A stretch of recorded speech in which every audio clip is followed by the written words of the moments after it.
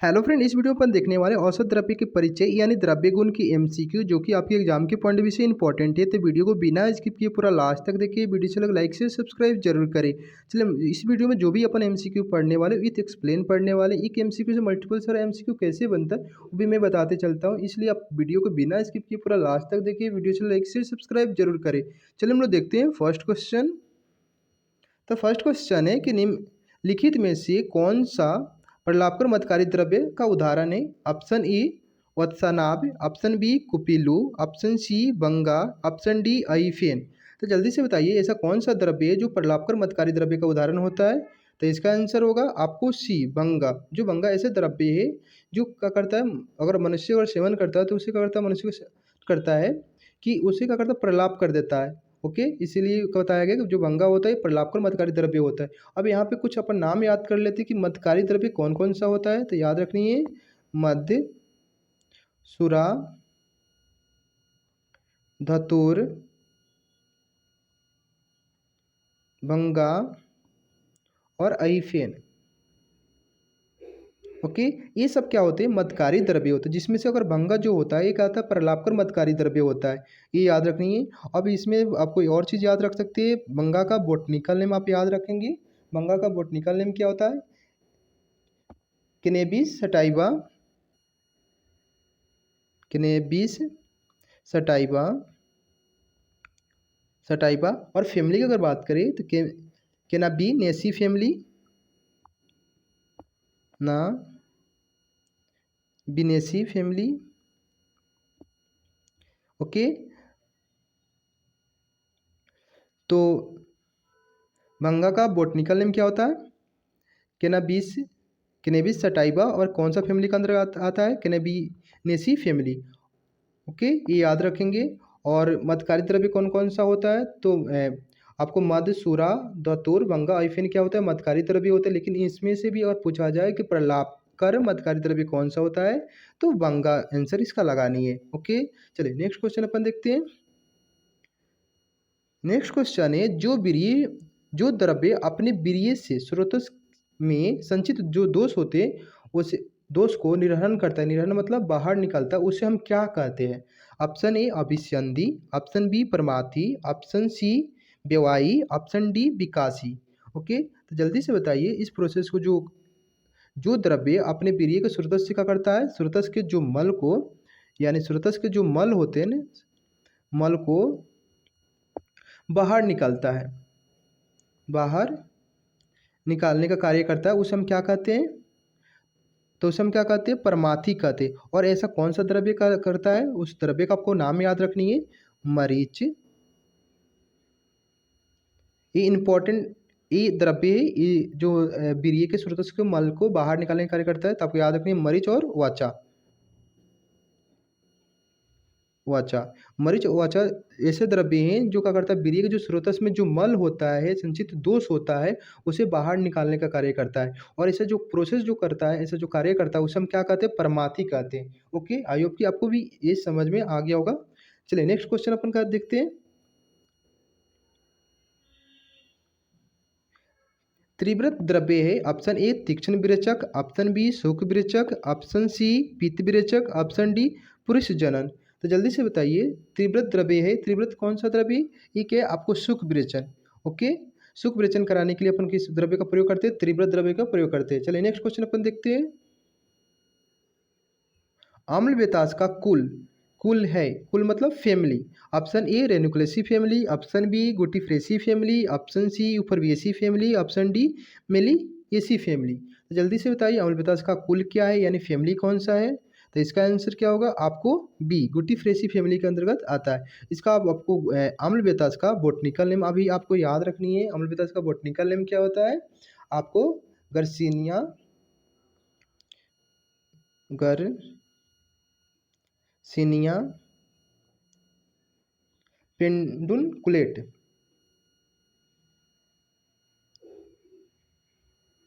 पेंडुकुलेट।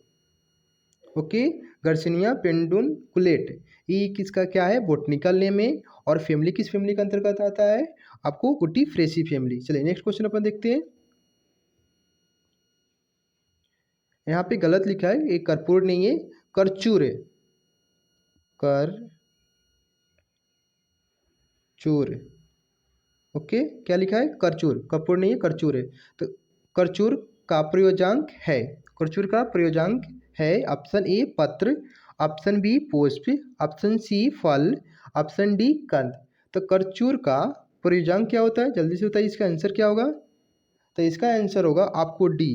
जो करचूर है इसकी, मगर जैसे औसत द्रव्य में जो अपन प्रयोग करते हैं तो कौन सा अपन, मगर कौन सा पार्ट का प्रयोग करते हैं? कंद लेते हैं। ओके, उसके बाद ये आपको करचूर का बोटनिकल नेम आपको याद रखनी है।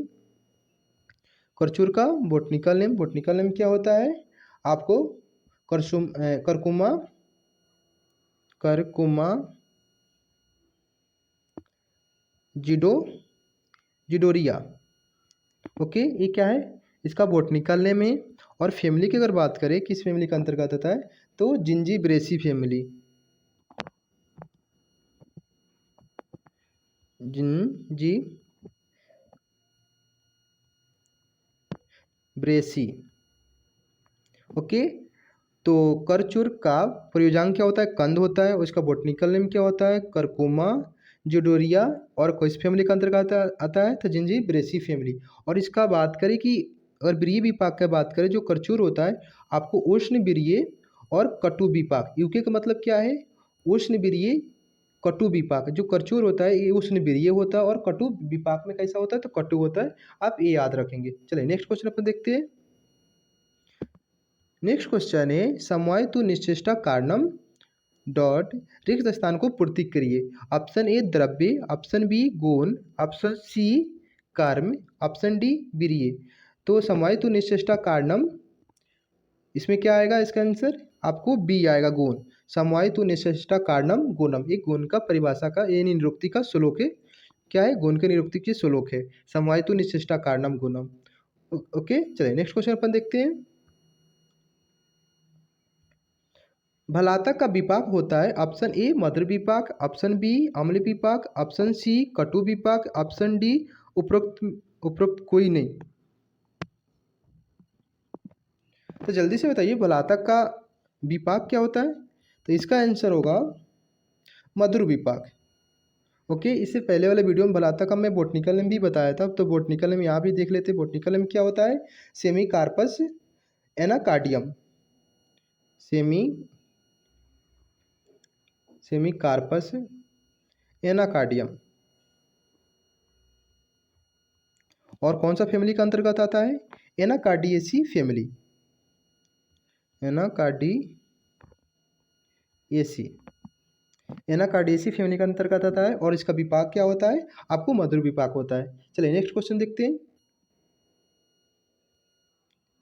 श्रेष्ठ वामक द्रव्य है, श्रेष्ठ वामक द्रव्य कौन सा होता है? ऑप्शन ए स्नुई क्षीर, ऑप्शन बी अर्क क्षीर, ऑप्शन सी मदन फल, ऑप्शन डी हरित की। तो जल्दी से बताइए श्रेष्ठ वामक द्रव्य है कौन सा है? तो इसका आंसर होगा आपको सी मदन फल। चलिए नेक्स्ट क्वेश्चन देखते हैं। कंपिलक का प्रयोजांक है, यानी कंपिलक का प्रयोजांक क्या होता है? ऑप्शन ए मूल, ऑप्शन बी कंड, ऑप्शन सी पुष्प, ऑप्शन डी फल राज। तो जल्दी से बताइए कंपिलक का प्रयोजांक क्या होता है? तो इसका आंसर आपको डी होगा। ओके, लेकिन आपको एक चीज़ और याद रखनी है, कभी भी कंपिलक का प्रयोजांक पूछा जाए तो देखिए इसका पुष्प और फल रज। ओके, बहुत सा मैक्सिमम बुक में मैंने जब देखा इसका, तो फलराज आपको इसका कंपिला का प्रयोजांक मिला। मगर बहुत सारे ऐसे बुक है जिसमें पुष्प और फलराज दोनों बताया गया है। तो आपको कभी भी जैसे कि इसमें कंपिला का प्रयोजांक में अगर आपको ऑप्शन आपको फलराज दिया है तो इसका आंसर क्या आ जाएगा? फलराज रज जाएगा। अगर फलराज नहीं दिया होगा तब पूछेगा कंपिला का प्रयोजांक क्या होता है, तो उस टाइम इसका आंसर क्या जाएगा? आपको पुष्प जाएगा। इतना आपको याद रखनी है। ओके, इसके अलावा आप याद रख सकते हैं कि कंपिला का बोटनिकल नेम बहुत ही इंपॉर्टेंट है। तो इसका बोटनिकल नेम आपको याद रखनी है। कंपिला का बोटनिकल नेम क्या होता है? मेलोटस, मेलोटस फिलिपिनेंसी। फिलीपिनेंसी।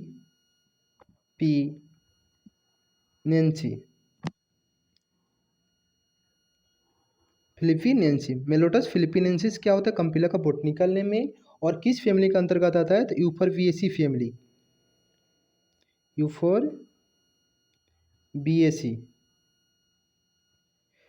ओके, तो कंपिला का बोटनिकल नेम क्या होता है? मेलोटस फिलिपीनेंस, और इसका किस फैमिली के अंतर्गत आता है? तो यूफोरबिएसी फैमिली। और इसका कंपिला का प्रयोजांग क्या होता है? तो फलराज भी होता है और फलराज भी होता है और पुष्प भी होता है। लेकिन अगर आपको ऑप्शन में फलराज नहीं दिया होगा तो उस टाइम आपको पुष्प लगानी है। ओके, क्योंकि बहुत सारा बुक में आपको पुष्प भी देखने को मिलता है। चलिए नेक्स्ट क्वेश्चन देखते हैं।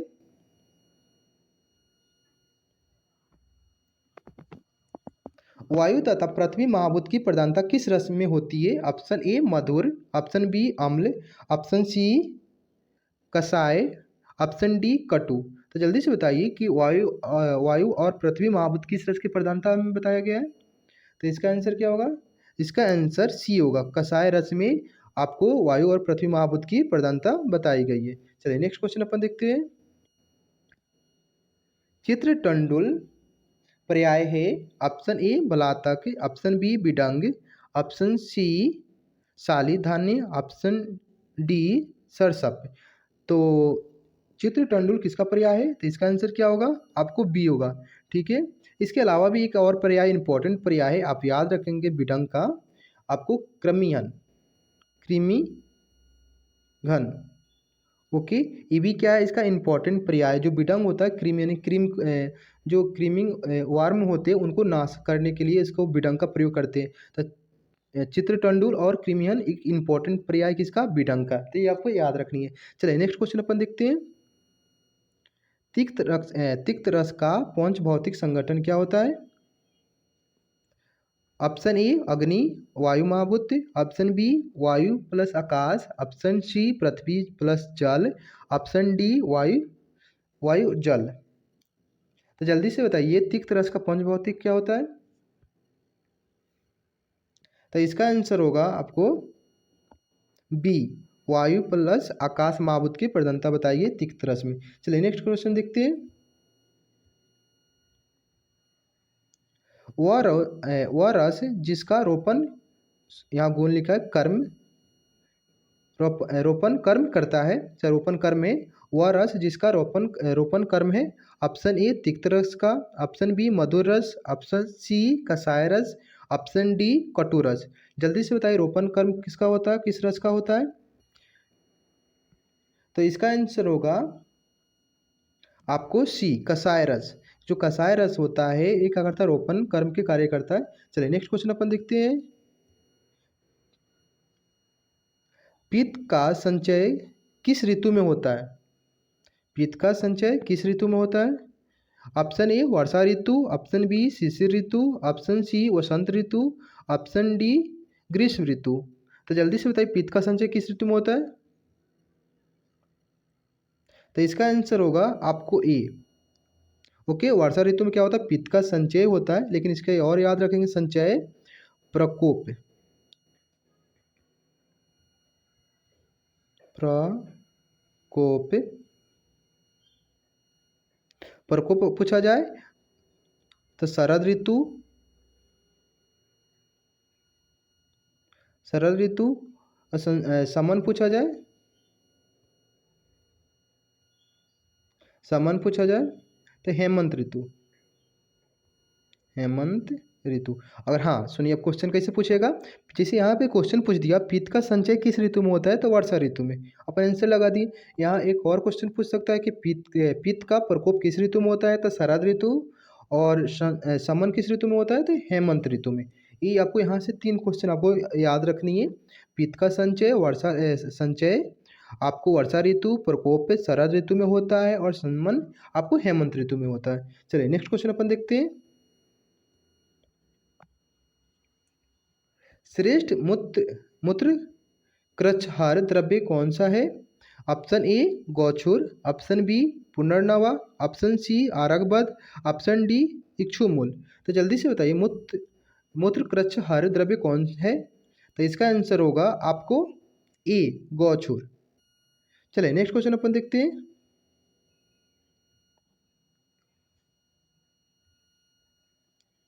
तो नेक्स्ट क्वेश्चन है, वह द्रव्य जिसमें तिक्त रस अधिक होता है।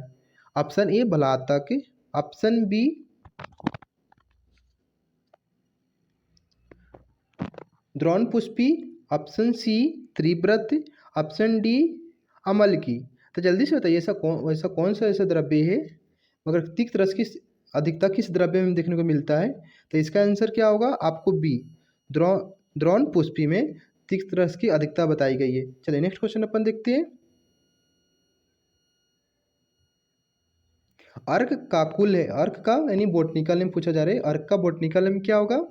Option A Aristolochiaceae family, option B Asclepiadaceae family, option C Fabaceae family, option D Apocynaceae family. तो जल्दी से अर्क का कुल क्या होता है। तो इसका आंसर क्या होगा, बी एस्केपिडिएसी फैमिली के अंतर्गत आता है। और आपको इसका बोटनिकल नेम भी याद रखनी है। बोटनिकल नेम क्या होता है, केलोट्रोपिस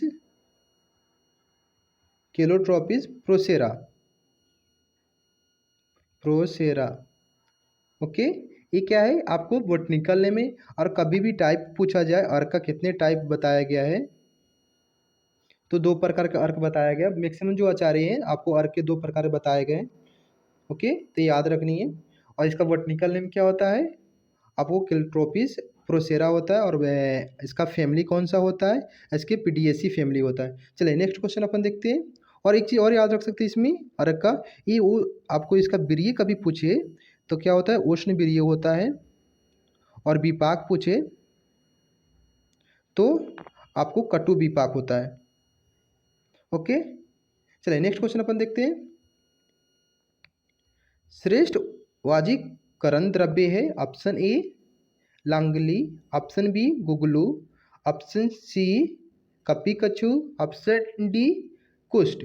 तो जल्दी से बताइए श्रेष्ठ वाजीकरण द्रव्य कौन सा होता है। तो इसका आंसर क्या होगा, इसका आंसर आपको सी होगा, कपी के कच्चू आपको वाजीकरण द्रव्य में श्रेष्ठ होता है। चलिए नेक्स्ट क्वेश्चन अपन देखते हैं।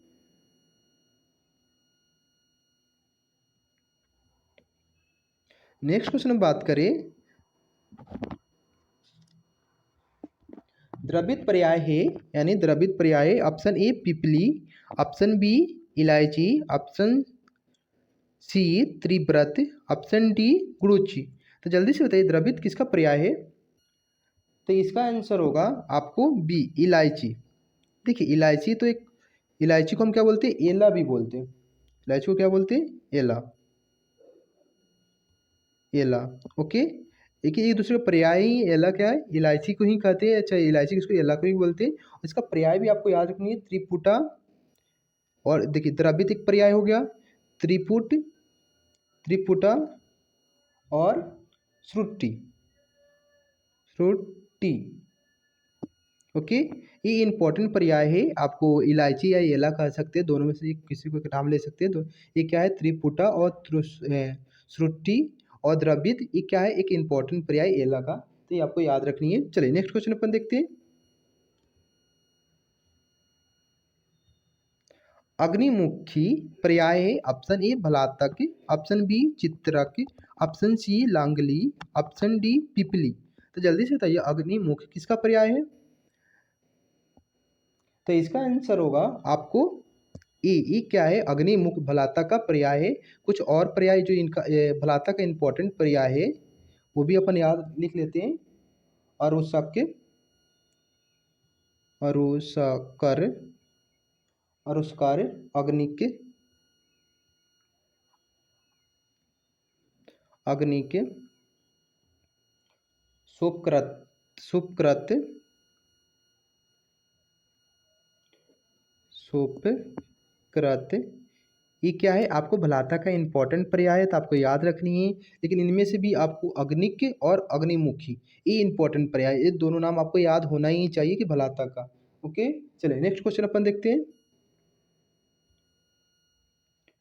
दो द्रव्य में अंतर को कहा कहा जाता है। ऑप्शन ए प्रत्यय, ऑप्शन बी अपरत्व, ऑप्शन सी संस्कार, ऑप्शन डी पृथकत्व। चलिए इसका आंसर देखते हैं। इसका आंसर क्या होगा? दो द्रव्य के अंतर को क्या कहते हैं? जो दो द्रव्य एक द्रव्य दूसरे द्रव्य को अलग करता है तो उसे हम क्या बोलते हैं? पृथकत्व बोलते हैं। तो इसका आंसर क्या आ जाएगा? डी। चलिए नेक्स्ट क्वेश्चन अपन देखते हैं।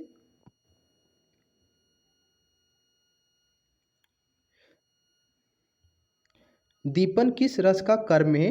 ऑप्शन ए मधुर रस, ऑप्शन बी तिक्त रस, ऑप्शन सी कटु, ऑप्शन डी कषाय। तो जल्दी से बताइए दीपन किस रस का कर्म है? तो इसका आंसर क्या होगा?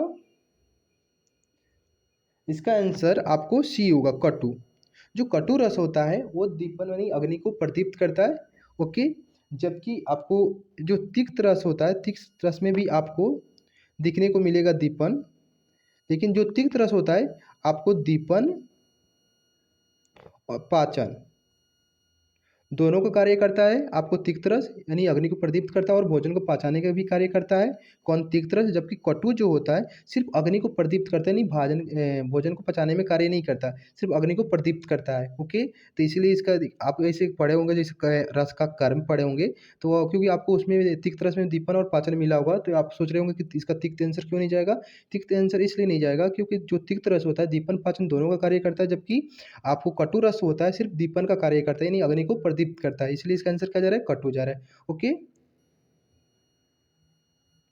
Thank you. आपको वीडियो कैसा लगा आप मेरे कमेंट सेक्शन में बता सकते हैं, और वीडियो अच्छा लगे लाइक शेयर सब्सक्राइब, ऐसे वीडियो के लिए लाइक शेयर सब्सक्राइब जरूर करें। चलिए फिर मिलते हैं नेक्स्ट वीडियो में। Thank you.